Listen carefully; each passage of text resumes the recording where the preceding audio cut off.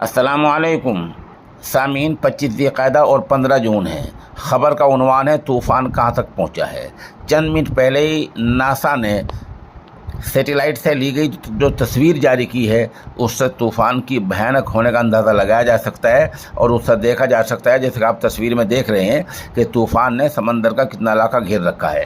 अब सवाल यह है कि तूफ़ान कहाँ तक पहुँचा है।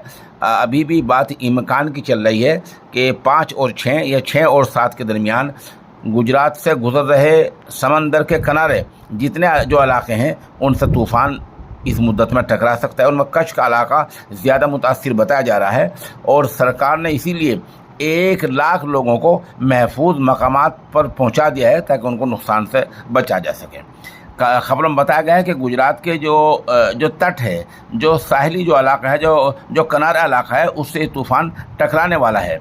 तूफ़ान से पहले इन इलाकों में हालात बेहद ख़तरनाक बने हुए हैं। तेज़ हवाएं चल रही हैं और कहीं बारिश हो रही है और माना जा रहा है कि शाम तक ये जो रफ्तार है तूफ़ान की, वो 150 किलोमीटर तक फ़ी घंटा हो सकती है।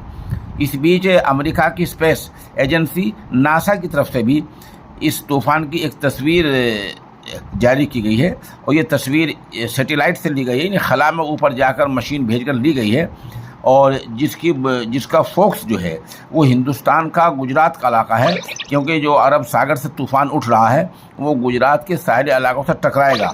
तो इससे अंदाज़ा हो सकता है कि तस्वीर बहुत भयानक है।